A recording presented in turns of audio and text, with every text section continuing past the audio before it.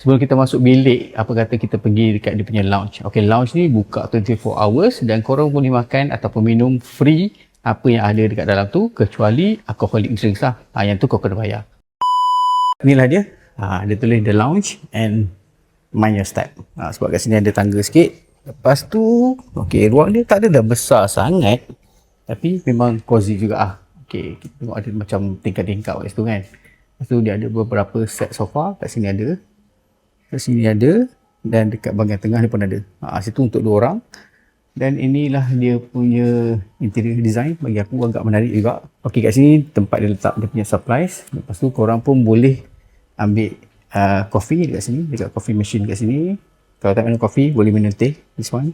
Dan ada tempat bakar roti. Inilah snack-snack yang aku cakap tadi. Korang boleh ambil secara percuma. Ada macam-macam. Ada Vika, ada roller coaster.